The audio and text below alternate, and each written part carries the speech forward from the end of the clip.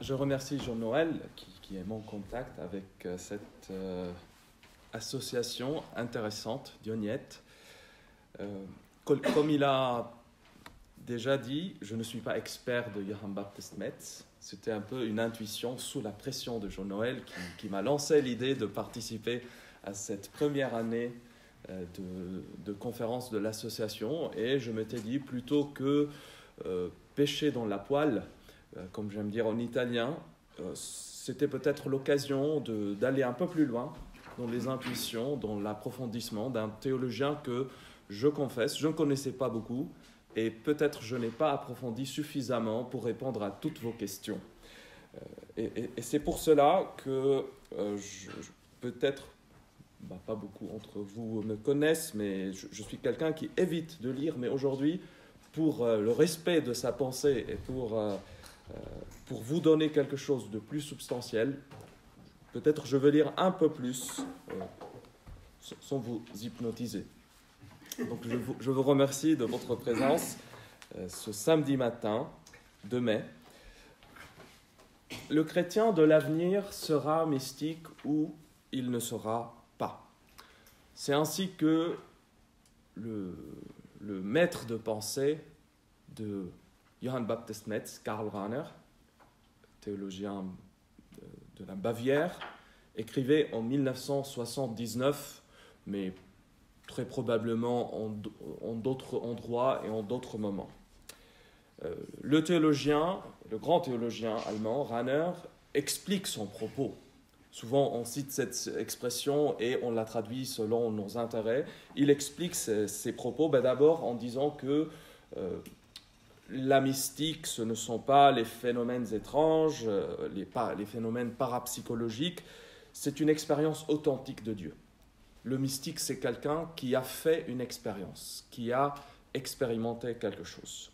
Alors, je prends cette citation que je retrouvais citée aussi chez Johann Baptist Metz pour voir et pour manifester comment ce disciple, qui a été un bon disciple, donc il a appris de son maître et il a abandonné.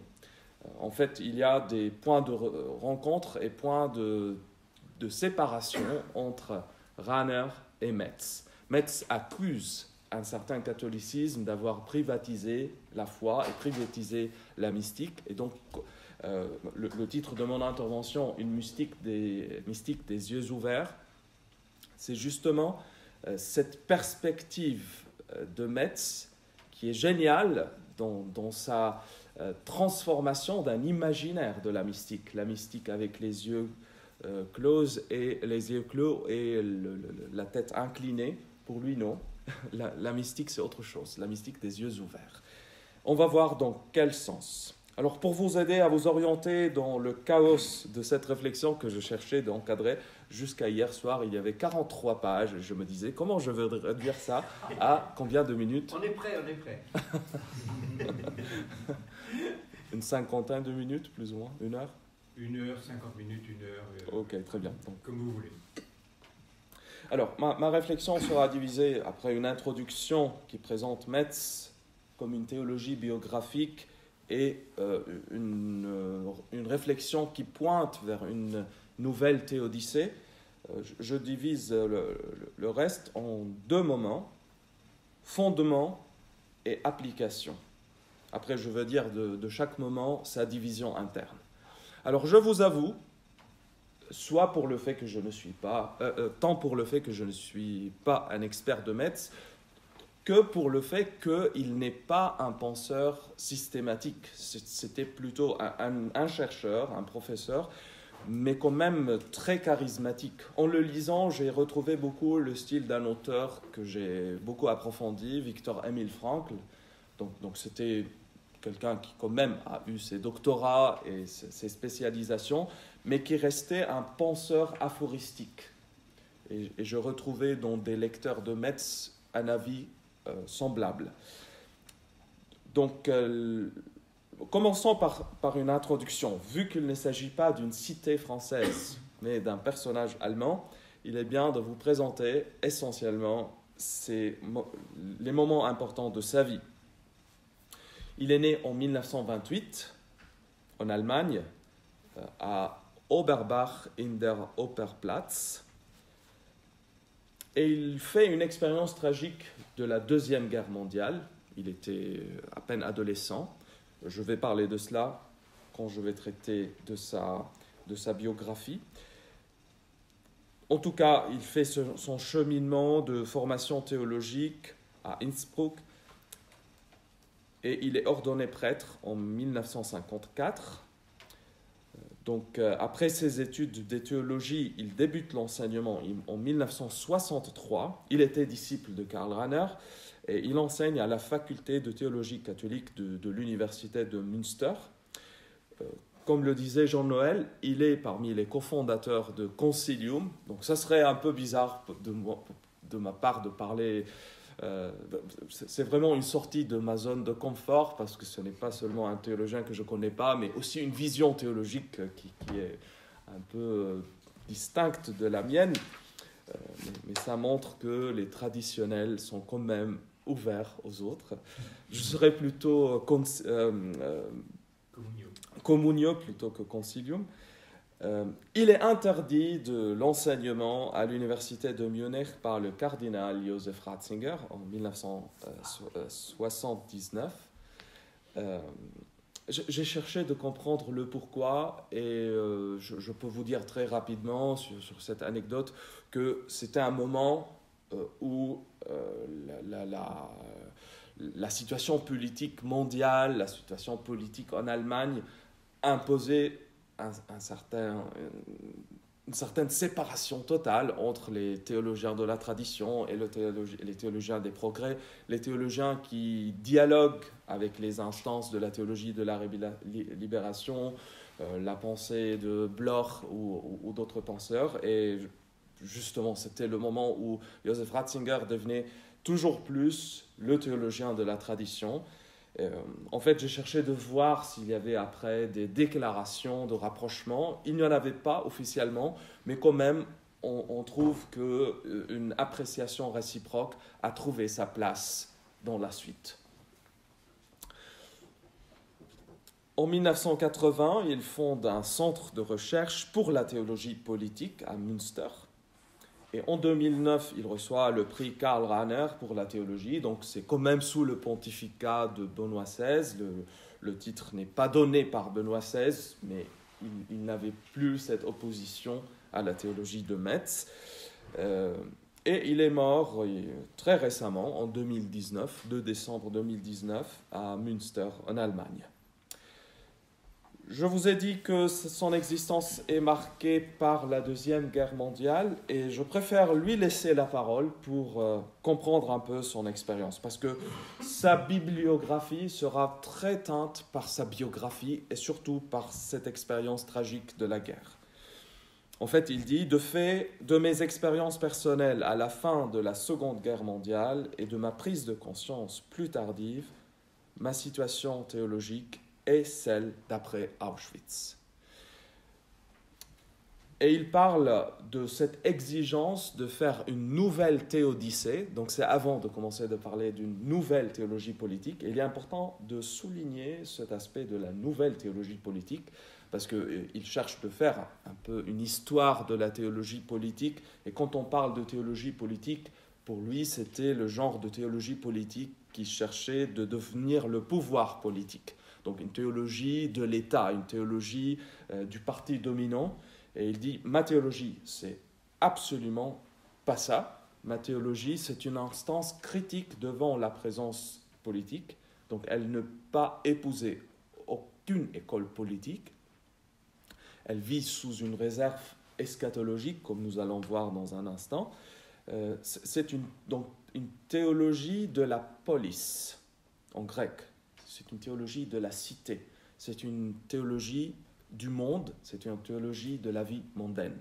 Donc il est bien de spécifier ça.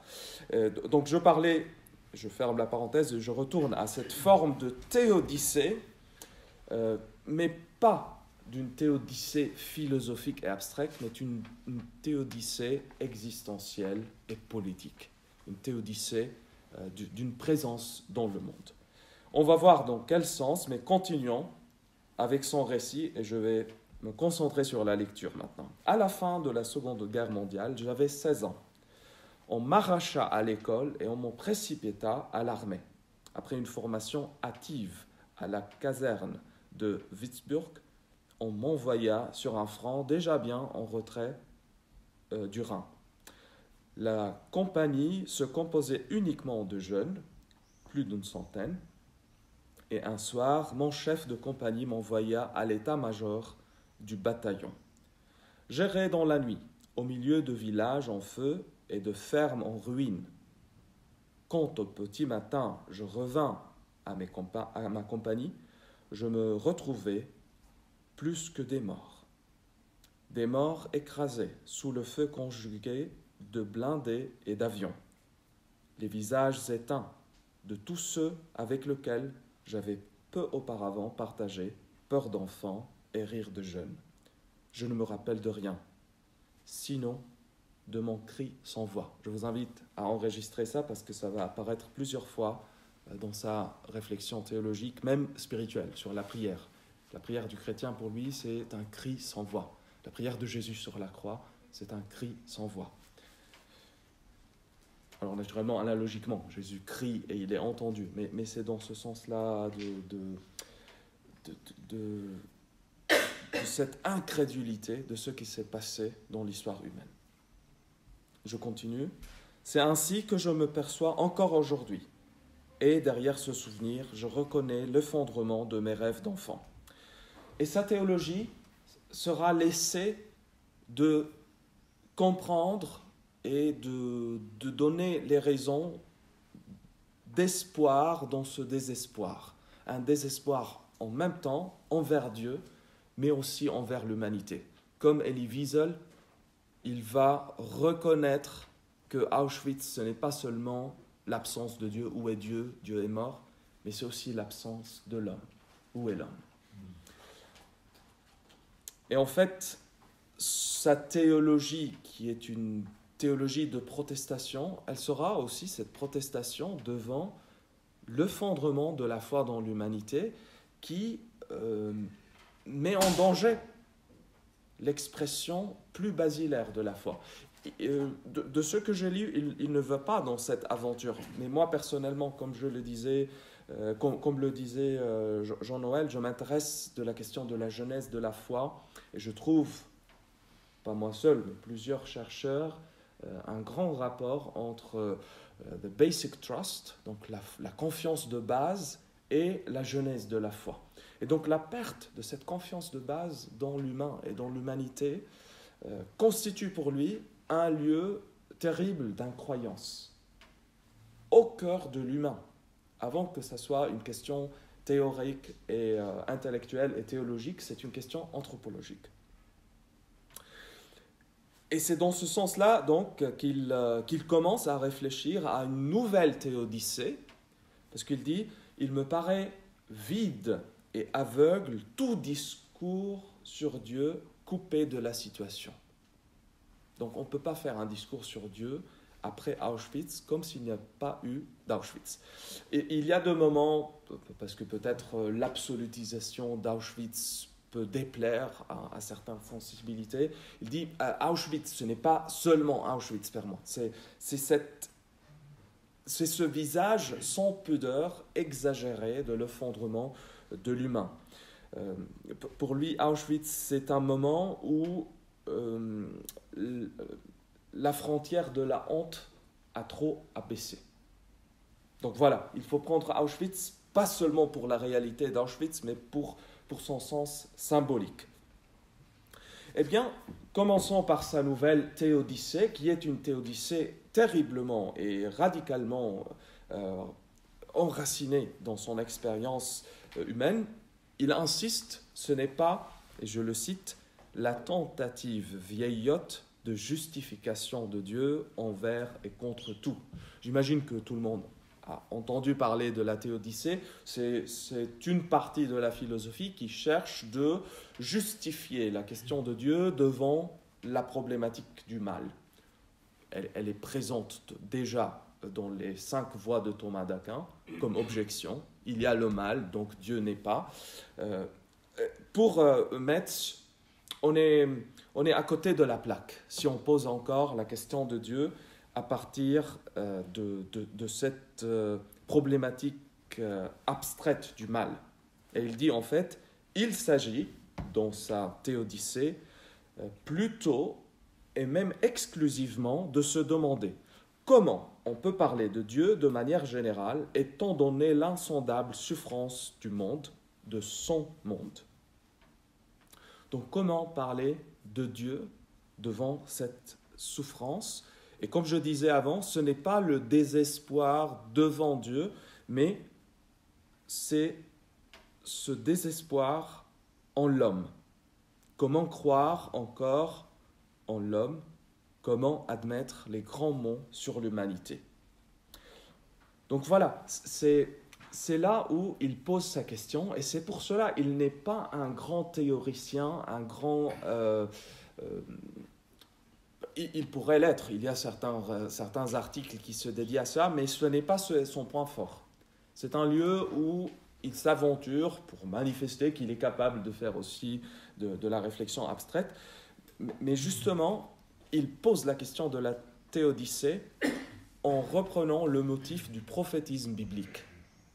Devant la problématique du mal, il ne faut pas donner des raisons pour résoudre la problématique de l'existence de Dieu, mais il faut manifester le cri prophétique des prophètes bibliques, justement, qui lèvent la voix, pas contre Dieu, mais contre l'homme, contre l'abus que l'homme fait envers ses semblables. Donc, son argument, et c'est quelque chose qu'il reprend dans un des derniers textes, qui n'est pas traduit en français malheureusement, que je lis en italien, Mystica degli occhi aperti, la mystique des yeux ouverts, justement, le titre que j'ai choisi pour ma réflexion. Et il dit, si on réfléchit sur le Dieu d'Abraham, d'Isaac, de Jacob, sur le Dieu de Moïse, sur le Dieu qui est l'être, mais on oublie l'inaudible soupir de Job, on passe du théologique au mythique. On ne parle pas du même Dieu. On parle d'un Dieu qui est justifié au niveau de la raison, mais qui n'existe pas, qui n'est pas le vrai Dieu de la Bible, parce que le Dieu de la Bible, son nom est justice. Et c'est pour cela, il insiste que le travail de la théologie doit être pas seulement un travail de justification intellectuelle, mais un travail de cri de justice. Et il, avec son style très rhétorique, il met ensemble le fait que la prière dans les psaumes, elle n'est pas seulement jubilation, mais aussi cri. Donc il dit, la foi du chrétien n'est pas seulement cantique, mais aussi cri, ainsi que le montrent bien les derniers mots de la Bible. Donc le viens Seigneur Jésus, c'est un cri, c'est pas seulement joie. Un autre point, et je suis vers la fin de cette première introduction, c'est son insistance sur le fait qu'on passe très rapidement à côté de Samedi Saint. Donc du vendredi saint au dimanche, on glisse très rapidement. Et je me suis réjoui ici parce qu'il est assez balthazarien dans sa théologie des 3 jours.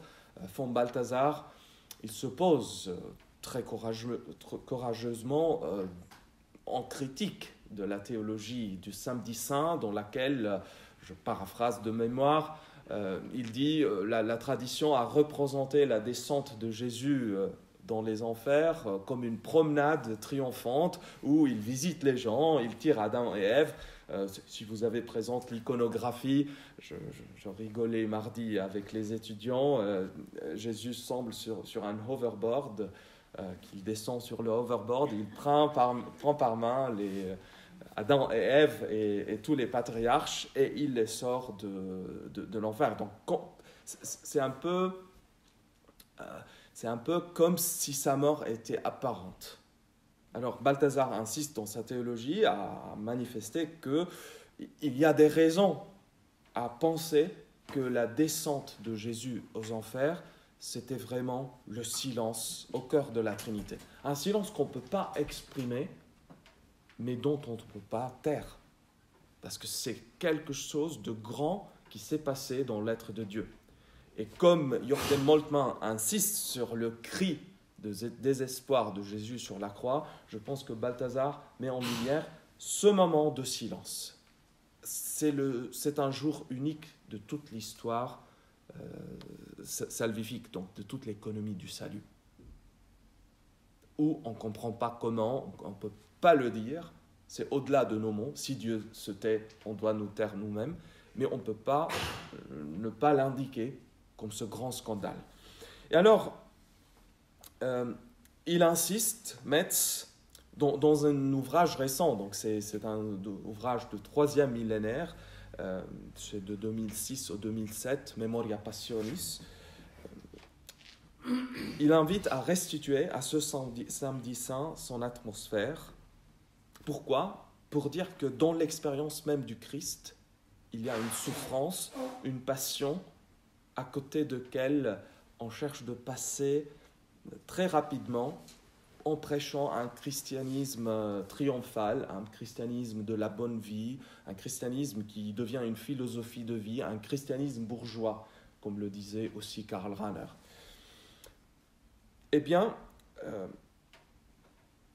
il dit, si nous chrétiens, nous voulons espérer dans un avenir après Auschwitz, on ne peut pas passer à côté d'Auschwitz, mais on doit l'intégrer dans notre vie. Et il y a beaucoup d'éléments dans notre expérience chrétienne, théologique, biblique, qui peut intégrer ça. Et donc, nous chrétiens, nous ne pouvons pas en revenir à un avant Auschwitz, il dit, mais nous pouvons nous porter au-delà, non pas seuls, mais avec les victimes. Et c'est ça le moment où la Memoria Passionis, la passion du Christ, se rappeler de la passion du Christ, doit devenir aussi mémoire des démunis de l'histoire, mémoire des oubliés de l'histoire. À mes yeux, il continue, c'est là le prix à payer pour la continuation du christianisme par-delà Auschwitz. En fait, il se pose, comme Jürgen Moltmann, la même question. Ils étaient tous les deux prisonniers, en fait, pendant la guerre. Comment parler de Dieu après Auschwitz ? Et voilà sa réponse. On peut parler de Dieu si on reconnaît Dieu dans notre passion et la passion de Dieu dans notre passion, et si on n'oublie pas les souffrants quand on fait le discours sur Dieu. Et dans ce sens, je fais un excursus très rapide en disant qu'il refuse un peu une vision théologique de la souffrance de Dieu. Parce qu'il dit qu'il y a une tendance actuelle de dire aux souffrants, Dieu aussi souffre, donc la souffrance est justifiée. Il cite Walter Kasper. Peut-être il simplifie un petit peu les arguments, parce que je serais très, très empathique avec ce courant-là. Il dit, ce n'est pas là l'argument. Et je comprends son point de vue. Dire à quelqu'un qui souffre, Jésus a souffert aussi, ça ne soulage pas sa souffrance. Donc il y a un point là. Mais pour lui, le travail de la théodicée doit être celui de la présence à côté et de soulagement de la souffrance. Donc le travail de la justice plutôt que la justification. Bon, vu que j'ai parlé 20 minutes d'introduction, je devrais être un peu plus vite et je passe rapidement au fondement. Tout ce qu'il nous dit, on peut le résumer avec quelques mots. Oser l'histoire, sortir d'une désincarnation de la théologie de l'incarnation, vivre une existence prophétique dans le sens de l'Ancien Testament, etc. Je résume ces questions avec 3 petites intitulés. Donc, ce point des fondements, pourquoi il fait cette théologie, comment il la fonde, je le résume en 3 points. Le premier, le cite, parce que ça me semble un mot fort et je précise que je le cite, l'union hypostatique de Dieu avec le monde. Deuxième point, c'est plutôt une paraphrase, existence prophétique de l'Église. Et troisième moment, c'est la réserve eschatologique. Alors, commençons avec le premier. Mon défi sera de parler de chaque moment 20 minutes, comme ça on termine en 1 heure. L'union hypostatique au monde. Alors, le cœur de la théologie politique de Johann Baptist Metz, ce n'est pas une vision politique, entendue comme appartenance à un courant théologique plus progressiste ou plus traditionnel, mais théologique. Il dit qu'au cœur de la christologie, il y a une théologie politique. Paraphrasé par l'un des premiers théologiens français qui l'ont étudié, Marcel Xoffler, il dit « La théologie politique vise à rejoindre le caractère politique de la révélation chrétienne elle-même. La théologie politique, il continue, repose sur la perception que la dimension christologique et eschatologique de la foi chrétienne impose à cette dernière de ne pas s'interpréter et de ne pas s'accomplir soit de manière répressive, soit de manière neutre par rapport à la praxis politique. » Dit très simplement, au cœur de l'incarnation, au cœur de la vision des fins des temps chrétiens, il y a un engagement historique. Parce que l'eschaton n'est pas annoncé comme quelque chose qu'on doit attendre passivement, mais auquel on doit collaborer activement. Et l'incarnation du Christ dit que Dieu ne sauve pas, comme le disait Bonhoeffer, hors de l'histoire, mais dans l'histoire. Et donc, c'est à cause de cela que Metz dénonce une foi qui vit avec les portes closes, même après la Pentecôte. Et il considère ce genre de christianisme une mystique mythique.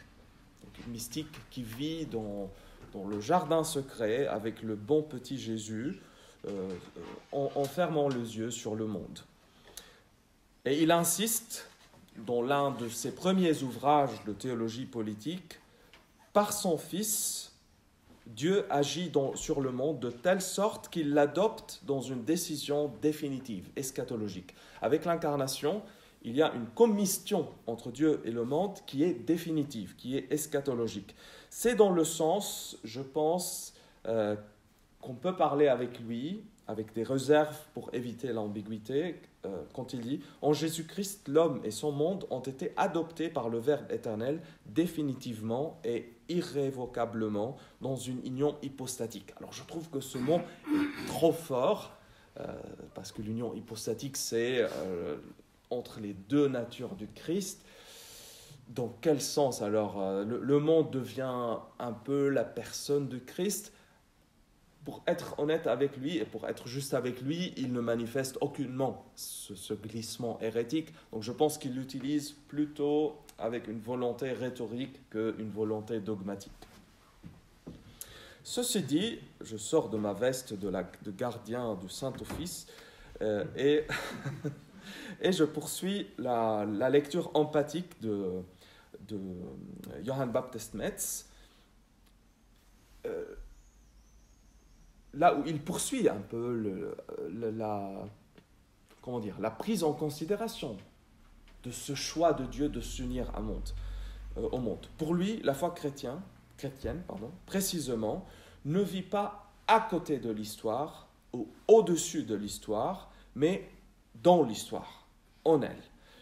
Une foi chrétienne ne peut que être historique. Et dans ce sens-là, je pense qu'il serait mieux paraphrasé, plus précisément paraphrasé par Charles Péguy, qui dit dans son magnifique poème « Ève », et je le cite, « L'éternité même est dans le temporel.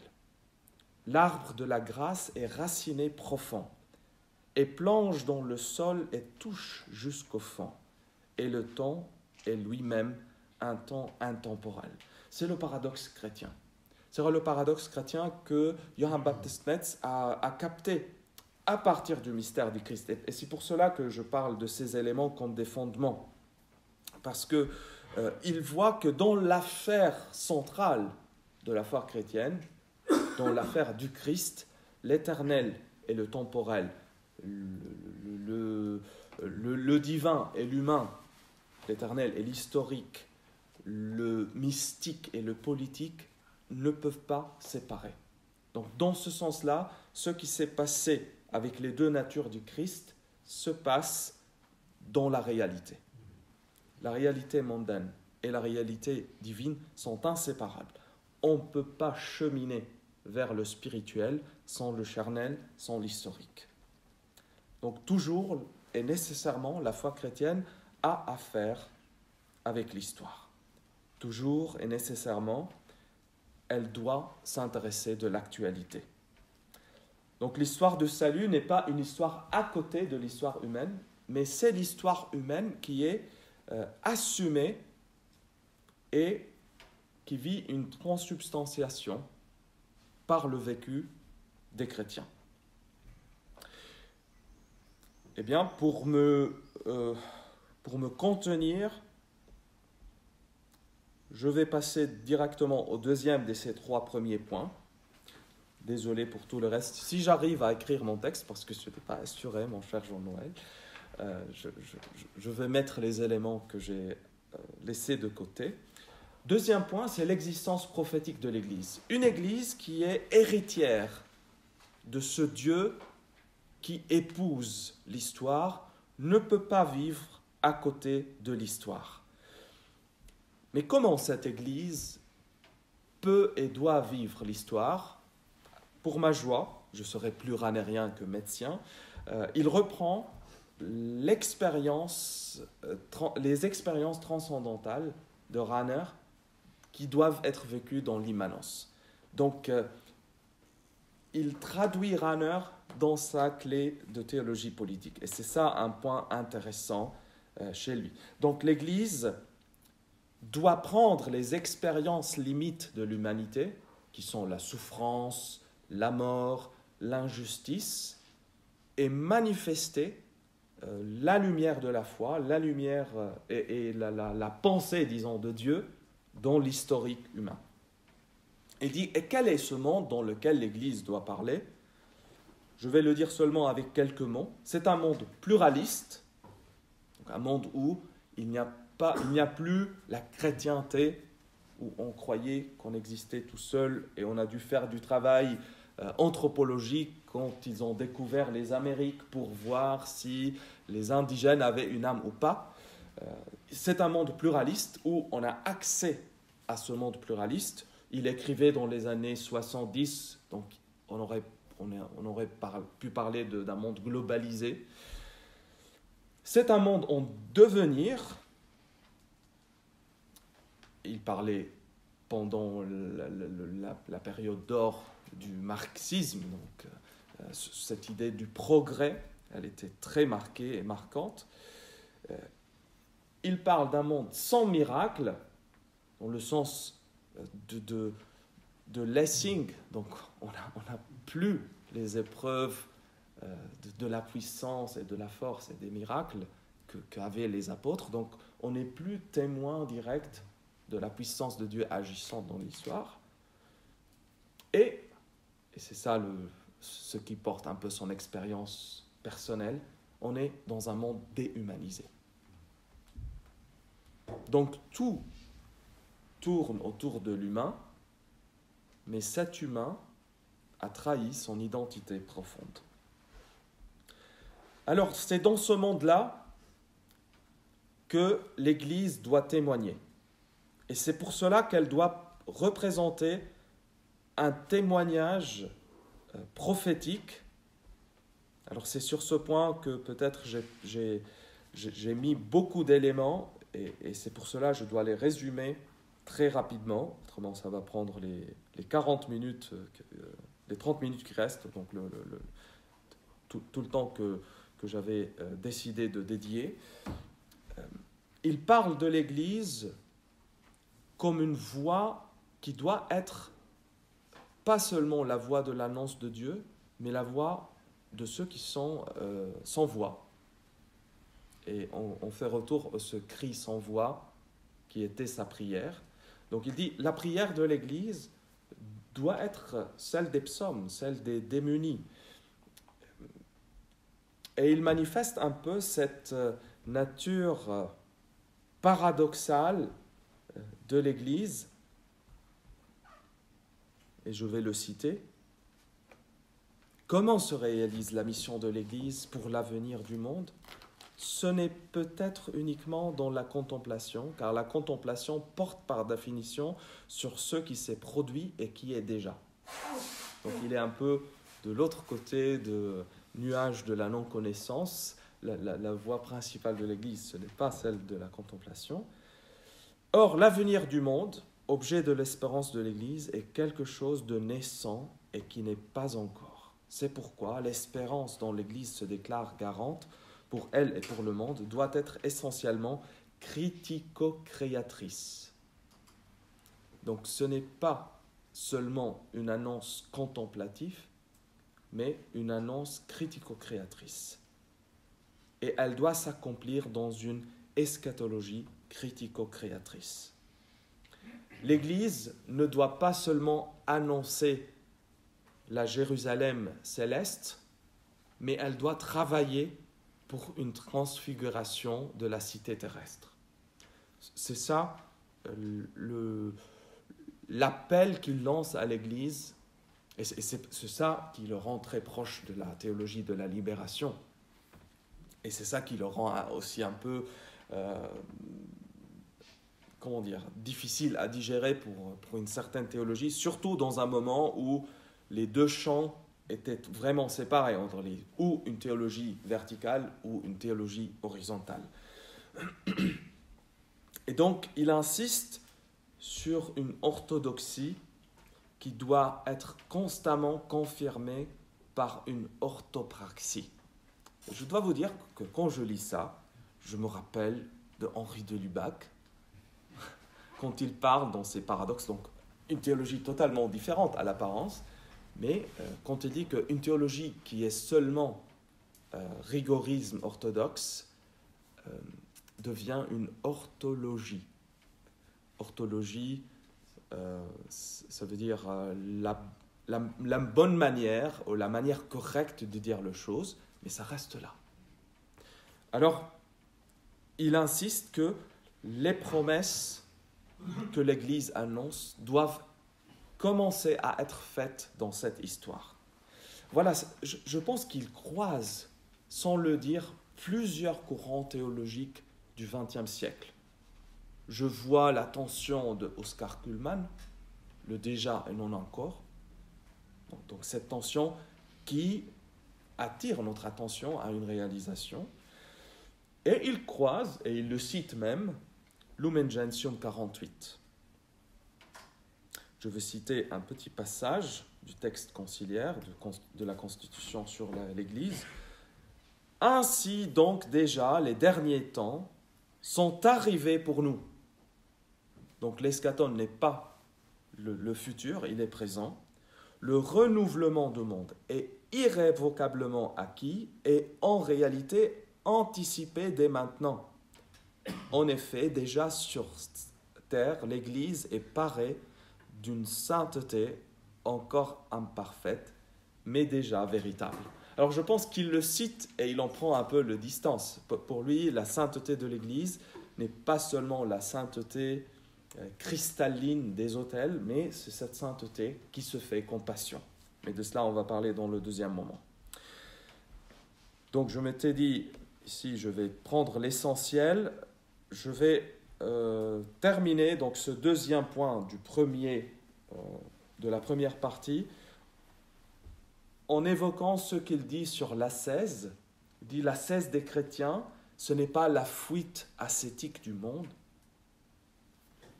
Peut-être il y a une renonciation au monde, mais ce n'est pas une fuite hors du monde, parce que l'ascète doit vivre son ascèse comme une transfiguration de soi dans le monde. Donc dans ce sens-là, on peut dire que l'ascèse, c'est une ascension, c'est une élévation de la réalité mondaine. Et il met en évidence le fait que quand l'Église, quand la spiritualité chrétienne prend le distance du monde, ce n'est pas la solidarité avec le monde qui est critiquée, mais la conformité au monde. Donc il cherche de trouver un point d'équilibrage de la spiritualité chrétienne. Il ne nie pas l'ascèse, mais il dit que cette ascèse ne doit pas être comprise comme mépris du monde, comme mépris de cette réalité créée, mais comme une transformation et comme prise de distance d'une certaine mentalité. Donc ce n'est pas une prise de distance de la matérialité, mais d'une mentalité. Et je pense qu'en cela, on est souvent égaré, même dans la prédication. Parce que soit quand Paul parle de la chair, on confond les œuvres de la chair que Dieu a pris, et quand Jean parle du monde, on confond le monde que Dieu a aimé jusqu'à donner son Fils et l'esprit de monde qui fait partie de ces trois tentations présentes dans ce monde. Et j'arrive au troisième et dernier point de fondement, et c'est un point très intéressant parce que, je vous l'avoue, un côté que j'apprécie de la laïcité, c'est que l'Église ne parle pas tout le temps. Quand on vit en Italie, quand on vit au Liban, les évêques, les cardinaux, les conférences épiscopales s'expriment sur tout. Et ils se trouvent comme obligés à s'exprimer sur tout ce qui se passe dans la vie publique. Alors heureusement, et c'est un point que j'assume de Metz, il parle d'une réserve eschatologique. Dans quel sens ? Dans le sens que l'Église doit annoncer, doit être une voix prophétique. Mais cette voix prophétique ne doit canoniser aucun courant politique parce que aucune situation et aucun régime social déterminé est définitif. Et ceci distingue Marx un peu aussi de la vision de Marx, non, qui voyait dans l'État communiste l'apothéose de l'évolution sociale, et peut-être c'est ça aussi un point critique de certaines théologies de la libération. De son côté, Metz insiste sur le côté provisoire de toute organisation sociale, donc de ce fait qu'on est dans l'attente d'une plénitude qui n'arrivera jamais dans cette histoire. Mais il insiste, et sa pensée est plein de ce genre de distinction. Je dis bien provisoire et non arbitraire. Car cette réserve eschatologique ne nous fait pas adopter une attitude négative devant la société présente, mais une attitude critico-dialectique. Donc la présence de l'Église dans l'histoire, elle doit être celle d'une présence prophétique qui n'est pas faite ni de canonisation ni de démonisation de l'historique, mais elle doit contenir aussi l'annonce que l'Église doit faire. Donc la réserve eschatologique met l'Église même en discussion parce qu'elle est dans le monde et elle fait partie de ce monde qui doit être transfiguré, et met l'Église en crise parce que son existence réalise sa dimension prophétique quand elle n'existe pas pour soi-même. Donc l'Église existe et a un sens si elle existe au-delà de soi-même, si elle existe pour annoncer quelque chose qui ne se réalise même pas en elle. Et le Concile le disait, l'Église n'est pas le royaume de Dieu, comme certaines théologies d'antan, mais elle est les germes du royaume de Dieu. Donc, concernant cette réserve eschatologique de l'Église, elle doit protéger l'humain de la déshumanisation, et elle doit aussi être le souvenir de Dieu dans l'histoire. Donc, rappeler à toute forme de politique qu'elle ne peut pas être le destin final de l'humanité.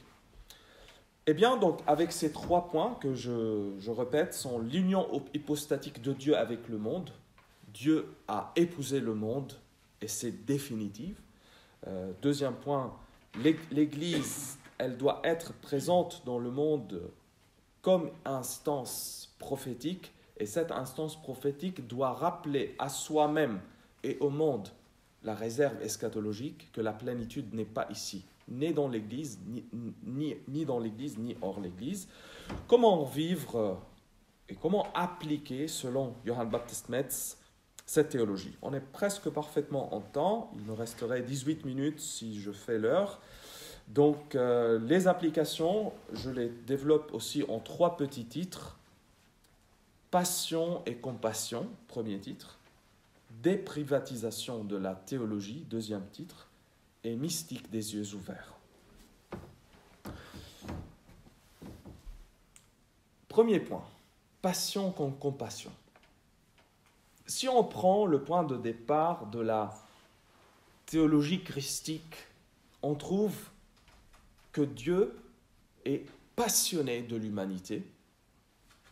Certains pères n'hésitaient pas à parler d'un éros en Dieu. Mais cette passion, elle se manifeste, elle se traduit dans l'histoire comme compassion. L'amour de Dieu se manifeste comme un amour de pitié, de compassion. Et c'est pour cela, cette passion de Dieu qui doit obséder positivement l'Église doit se traduire comme une réforme de l'Église ex memoria passionis.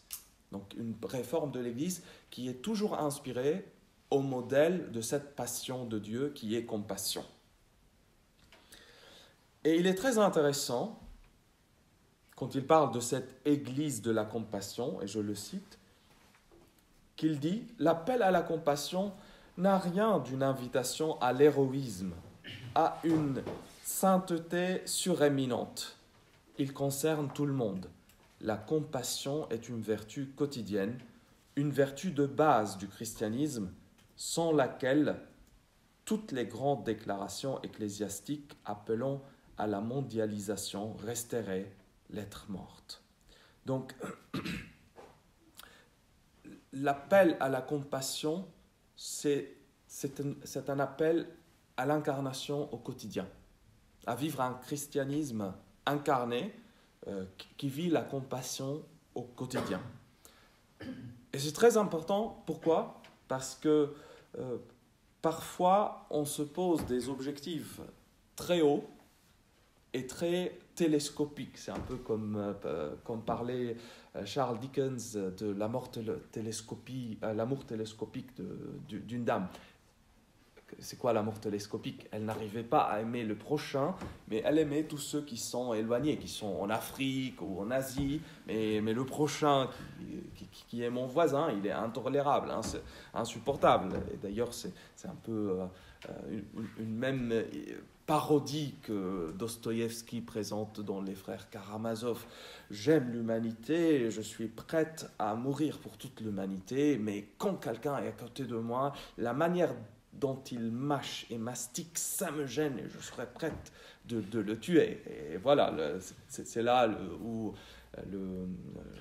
Zosima met en lumière cet amour pratique qui est la voie pour croire en Dieu. Donc voilà, la passion de Dieu qui risque d'être quelque chose de très idéologique doit se traduire dans une compassion au quotidien. Et c'est pour cela, le deuxième point, il découle de cette première vision, la déprivatisation de la foi. Metz observe que dans ce monde pluraliste, la tendance de l'Église, c'est celle de battre en retraite. Et je pense, pour ne pas être trop abstrait, c'est ça que j'observe, surtout en venant de l'étranger, je note ça, dans une jeunesse catholique française qui est beaucoup plus pratiquante, beaucoup plus croyante de ce que je vois à l'apparence, je pas le cœur, mais de ce que je vois de la jeunesse en Italie. Mais ce que je note, et que j'ai osé dire devant un groupe d'étudiants universitaires de haut niveau, parfois, parce qu'il anime une messe dans ma paroisse, parfois je trouve qu'il y a plus de communion parmi les dealers devant mon immeuble que dans une communauté catholique. Et cette retraite dans le privé, elle est presque justifiée comme une exigence de pureté, je dirais de puritanisme, qui méprise le monde et qui ne voit pas son existence comme une pro-existence de transfiguration dans ce monde. Et alors Metz, avec son style habituel, il écrit « Tous les auteurs du Nouveau Testament sont convaincus que le Christ n'est pas une personne privée et que l'Église n'est pas un club. » L'appel de l'Église est celui d'être un hôpital de champ, c'est ainsi qu'ils ont traduit de campagne, voilà. Chiesa da campo, ospedale da campo. Et donc, hôpital de campagne, c'est ça? Voilà, une expression qu'il aura beaucoup aimée du pape François. Et pourquoi cela? Parce que la nature même de la foi, la nature même de l'expérience personnelle est interpersonnelle. Et je pense qu'en cela, et je me suis un peu,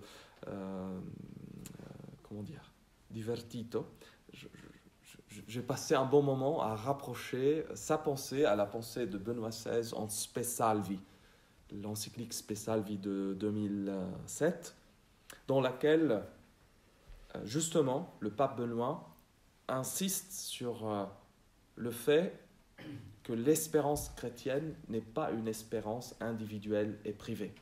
C'est une espérance communautaire.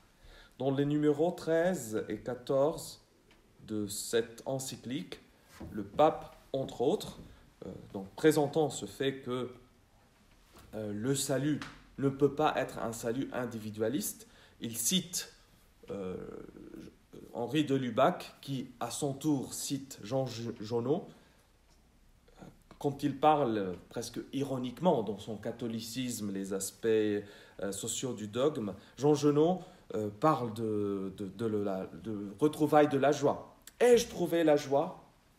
Non, j'ai trouvé ma joie. Et c'est terriblement autre chose. La joie de Jésus peut être, alors ici il dit personnelle, moi je dirais individuelle. Elle peut appartenir à un seul homme. Et il est sauvé. Il est en paix. Pour maintenant et pour toujours. Mais seul. Cette solitude de joie ne l'inquiète pas. Au contraire, il est l'élu. Dans sa béatitude, il traverse les batailles, une rose à la main. Voilà, il y a cette individualisation de salut que je pense c'est exactement ce que Metz dénonce. Cette privatisation de l'expérience de la foi. Mon Jésus, ma foi, mon expérience, mes pratiques pieuses, etc. Et je continue avec le numéro 14 de Spe Salvi, dans lequel Benoît XVI, et c'était des nouveautés dans les magistères de cité des théologiens récents. Il cite de Lubac, il cite aussi Nietzsche. Face à cela, de Lubac, en se fondant sur la théologie des pères dans toute son ampleur, a pu montrer que le salut a toujours été considéré comme une réalité communautaire. En fait, la lettre aux Hébreux, elle parle d'une cité, et pas d'un monolocal. Et Babel, c'est, je cite Benoît XVI qui naturellement paraphrase de Lubac, c'est le lieu de la confusion de langues, mais aussi de la séparation. Le péché, c'est la séparation. Le salut, c'est la communion. Et c'est à la lumière de cela qu'on peut comprendre, et je termine avec une dernière chose de Benoît XVI, le salut comme une union existentielle avec un peuple et comme l'exode de la prison de son propre moi. Naturellement, ce n'est pas la négation du principe personnel. Ce n'est pas la dissolution dans un brahman. Mais c'est cette sortie du jeu, de son jeu avec soi-même et d'ouverture à l'altérité. Parce qu'au fond, si Dieu est sauvé, c'est parce qu'il est trinitaire. Si Dieu sauve, c'est parce qu'il nous fait entrer dans cette communion, dans cette sortie de l'enfer, de la solitude. Et au fond, Metz dit que le cœur de la théologie politique, c'est la déprivatisation du salut, c'est la déprivatisation du christianisme. Et une réforme de l'Église qui ne regarde pas au-delà de ses frontières ne serait pas une. C'est toujours lui qui, presque littéralement, qui dit ça. Et c'est pour cela, la mémoire de Dieu, qui faisait le cœur de la pratique spirituelle des pères du désert, des mystiques, vivre en présence de Dieu, non ?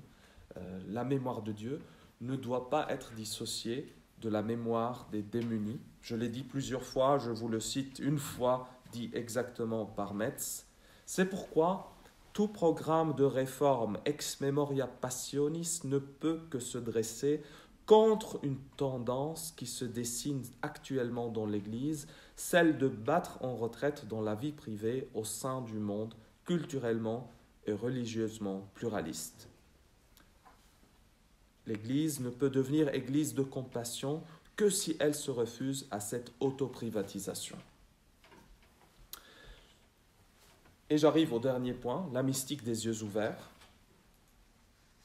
La mystique des yeux ouverts, il commence à l'utiliser déjà dans les années 80, même si la première fois qu'il publie un texte intitulé « La mystique des yeux ouverts », c'est quelques années seulement avant sa mort. Le synonyme de cette mystique des yeux ouverts, pour lui, c'est toujours une mystique de la compassion, mais aussi une mystique de la fraternité. Pourquoi cela ? Parce que dans la tradition chrétienne, l'ascèse, c'est toujours une ascèse liée à la relation. C'est une ascèse qui ne tire pas l'être humain de son monde. Ce n'est pas une tendance de immersion panthéiste en Dieu. Ce n'est pas un isolement de l'âme individuelle, mais c'est toujours une mystique relationnelle, une mystique de la fraternité. La mystique chrétienne, il dit, trouve l'expérience immédiate de Dieu à laquelle elle aspire, précisément dans le fait qu'elle ose imiter le don inconditionnel de l'amour divin à l'homme, qu'elle se laisse attirer par le descensus de Dieu dans cette descente de son amour vers les plus petits des frères. Et c'est uniquement dans ce mouvement ad extra vers l'autre qu'elle vit la haute intimité avec Dieu. Où trouver Dieu, sinon dans le visage du frère. Et je pense que dans cela, il fait une très belle convergence que je trouve entre deux figures que j'aime beaucoup, Thérèse d'Avila et son château intérieur, et Chiara Lubich et son château extérieur. Je pense que dans ce sens-là, Johann Baptist Metz peut être très fécond, même pour la théologie spirituelle, parce que l'ascèse, ce n'est pas fuite, mais c'est assomption et transfiguration. Et la vie intime avec Dieu n'est pas une vie intimiste, si le mot existe en français, donc c'est le péjoratif d'intime, mais c'est une vie communionnale, avec Dieu dans le cœur du monde. Il y a un recueil de textes que je m'étais promis de lire avant de vous parler, mais je ne monte pas, je seulement feuilleté. No heaven without earth. Il n'y a pas de ciel sans la terre. Je pense que ça dit très fortement l'image de cette mystique des yeux ouverts, de cette mystique incarnée de Johann Baptist Metz. Donc voilà, je me rapproche vers la fin pour conserver la promesse de terminer dans 1 heure. Il me resterait 4 minutes. C'est l'avantage d'avoir l'ordinateur devant les yeux. Et je voudrais la terminer en vous présentant une image et en terminant avec une citation d'un auteur que j'aime assez. C'est la comparaison entre Bouddha et Jésus que Johann Baptist Metz présente dans l'un des derniers ouvrages, la mystique des yeux ouverts. Il dit « Bouddha médite ». Si on regarde une statue de Bouddha, il est là, détaché du monde, il transcende le monde. Et sa sortie de l'illusion, c'est justement comprendre que le monde est illusion. Bouddha médite. Jésus crie. Jésus crie contre les injustices. La mystique de Jésus, c'est une mystique d'incarnation, c'est une mystique de tension et d'attention à ce monde qui souffre, à ce monde crucifié. Il ne prêche pas seulement des informations sur Dieu, mais une transformation. Une transformation de la personne qui commence dans son engagement de transformation de ce monde. Et c'est ça la mystique des yeux ouverts.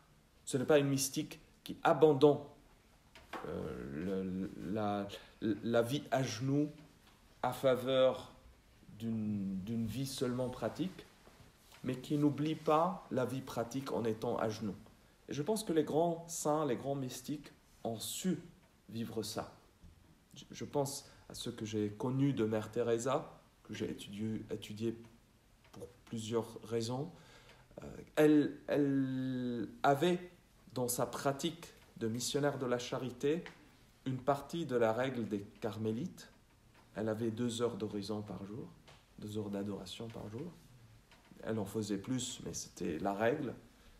Et elle laissait Jésus pour le retrouver dans les démunis. En fait, avant chaque distribution des repas, avant chaque aide, elle fait prier à ses missionnaires une prière de John Henry Newman, dans lequel il prie au début d'être immergé dans la vie et de l'esprit de Jésus et de le transmettre comme des notes sympathiques. Donc cette existence rayonnante de la présence du Christ. Donc voilà, mystique et pratique qui devient 2 poumons d'une existence qui porte l'image de ce Dieu et vrai homme. Et j'arrive... avant d'arriver à cela, je trouvais une autre convergence avec de Lubac, qui dans Aspect du bouddhisme écrit « Le Christ allume l'incendie de l'amour. Le Bouddha veut seulement éteindre le feu de la haine, de la soif et de l'ignorance. » Voilà, c'est ça le gros défi d'un christianisme qui est contemplatif, mais qui est aussi très pratique, très politique dans ce sens. En fait, dites-moi si vous ne trouvez pas une résonance. Metz dit « L'espérance des chrétiens n'est pas un calmant, mais un stimulant vers la transformation active du monde. » Et je termine avec Bernanos, que je pense, il traduit très bien les provocations qu'on a cherché de recueillir d'une manière très peu systématique, mais j'espère quand même évocative de Metz. D'ailleurs, il dit « La théologie a trop la prétention de donner des réponses. Elle doit donner de l'inquiétude, elle doit donner des questions et des questionnements. » Et Bernanos de dire « Pas plus qu'un homme, une chrétienté ne se nourrit de confiture. » Je pense que vous savez où je vais. Le bon Dieu n'a pas écrit que nous étions le miel de la terre, mon garçon, mais le sel. Or, notre pauvre monde ressemble au vieux père Job sur son fumier, plein de plaies et d'ulcères. Du sel sur une peau à vif, ça brûle, mais ça empêche aussi de pourrir. Alors peut-être je dois vous expliquer pourquoi je choisis cela, pour retourner dans mon terrain, parce que Bernanos serait plutôt de ce côté, mais je pense que ça permet de prendre la provocation de Metz, que nous soyons des progressistes ou des traditionalistes. Sa provocation, c'est pour un christianisme incarné, un christianisme présent dans l'histoire, même dans une histoire laïque, parce que la parole du chrétien doit être traduite dans un langage anthropologique, et c'est ça le défi qu'il lance, mais aussi ce fait d'ouvrir la perspective d'un christianisme très prophétique, comme celui que Georges Bernanos cherchait de mettre en évidence, qui ne se nourrit pas de confiture, qui est sel de la terre, brûle, mais empêche de pourrir. Je vous remercie.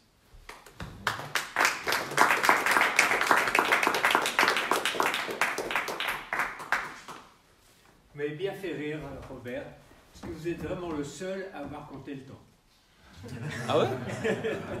Nous ne l'avons pas vu passer et on aurait volontiers continué à vous écouter pour cette belle conférence qui est en même temps au fond une certaine forme de méditation et qui est en plein dans l'objet de nos recherches. Vous avez bien fait de nous conseiller de nous intéresser à Jean-Baptiste Metz, puisque l'objet de nos recherches, c'est on sommes partis de ce que les chrétiens ne sont pas à l'aise dans la privatisation qu'on leur impose. Donc ils veulent agir dans la cité, ils veulent retrousser leurs manches, et puis du coup ils s'engagent en politique. Et puis quand on s'engage en politique, on se heurte à deux écueils très forts de la vie spirituelle. Le premier, c'est que au fond, l'engagement politique entraîne très vite la haine de l'ennemi. Si bien que chrétiens de gauche et chrétiens de droite se haïssent, chrétiennement, et que les gens qui s'engagent, les chrétiens qui essaient de s'engager en politique, réintroduisent dans l'Église la fracture que la politique impose. Puisque la politique se comprend à ce moment-là comme la détermination de l'ennemi. Et puis la deuxième chose à laquelle l'engagement politique des chrétiens se heurte, c'est à la sacralisation du pouvoir. Sacralisation du pouvoir qui est aussi une grande tentation dans l'Église. Et c'est pour ça que j'ai été, comme tout le monde, très attentif à chaque moment de votre conférence, mais que ça nous rappelle qu'au fond, la vocation chrétienne s'inscrit dans la sainteté, pas dans la sacralité. Et chaque fois que on a voulu introduire cette dimension de sacralité, alors soit on a mis le pape sous une tiare, et sur une... comment on appelle une cathèdre? On s'appelle ça. Une gestatoria. Une Sedia gestatoria. Oui, c'est impensable quand même, mais ça a eu lieu. Et donc, voilà. Et de ce point de vue, la pensée de Jean-Baptiste Metz nous met vraiment, nous replace au cœur de ce qui nous a animés tout au long de cette année. Parce qu'au fond, la politique actuelle nous condamne à la privatisation parce qu'elle a pour modèle le contrat, alors que l'Église, depuis longtemps, n'a pas à chercher à courir après la politique, puisqu'elle est elle-même une politique, non pas fondée sur le contrat, mais sur la communion. Et que la communion n'est pas la communion dans un club, qui suppose que ces gens qui participent à la communion puissent ouvrir largement la table eucharistique. Donc, tout notre effort, qui va continuer l'année prochaine, c'est de penser comment le modèle de la communion bouleverse la politique, nous fonde en même temps cette politique et nous exonère de ces engagements politiques qui font qu'on se bouffe le nez en permanence. Maintenant, je vous livre non pas aux bêtes furieuses, mais aux questions.